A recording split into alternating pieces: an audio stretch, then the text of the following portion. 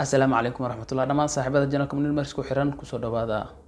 janalka waa saaxiibkiin Munir maanta waxaan rabaa inaan ka hadlo mowduuc muhiim ah mowduuca wuxuu noqonayaa coronavirus waa maxay coronavirus waa nooc kamid ah family coronavirus gaar ahaan nooca hadda dunida ay ka cawaadeyso oo ah novel coronavirus runtii novel coronavirus wuxuu dunida hadda ku hayaa dhibaato weyn asagoo noqday pandemic oo dunida si isku mid ah u saameynayo ayadoo marka laga helay ku dhawaad 8 wadan tira ahaan dadka uu saameeyay cudurkan dunida waxa lagu sheegaa 95,000 oo qofood ka waa inta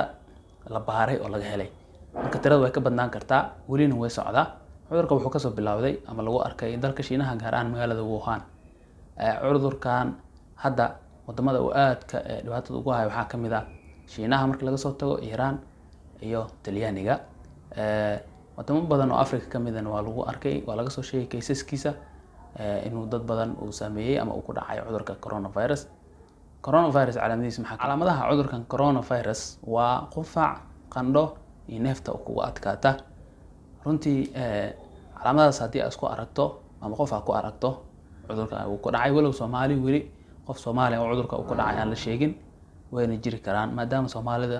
dunida dacalada ay ku kala nool yihiin qaabkee loo kala qaadaa cudurka waxa loo kala qaadaa in hawada lagu kala qaadaa qofka hadduu hindhiso oo ka dhawdahay inuu cudurka uu ku ridi karaa ama ku daaran karaa sidoo kale taabashada waa lagu kala qaadaa ama meel qof coronavirus uu ku dhacay meel uu taabtay in adiga aad taabato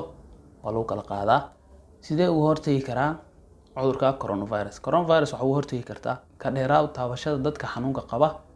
gacmaha mar walba iska dhaq iskana ilaali ina mar walba yani aad dhex gasho meel saxmad ah oo dad badan ay joogaan maxaa yeelay dadka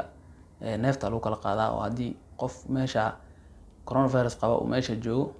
dadka dhan waxa laga yaabaa inuu saameeyo cudurka uu ku wada dhaco mar walba ku dadaal inaadan taabanin jirkaaga meelaha kamid ah sida sanka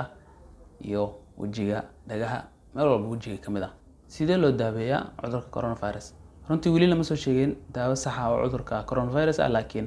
dadka ayaga iska daawooba mar walba guriga joog oo nasiino fiican qaado biyo badan cab insha Allah waxaan rajaynayaa in Ilaahay naga badbaadiyo cudurka halista ah ee coronavirus waxaan rajaynayaa inaad ka faa'iideen videoga waa mahadsantihiin assalaamu calaykum waraxmatullaah صلوا على رسول الله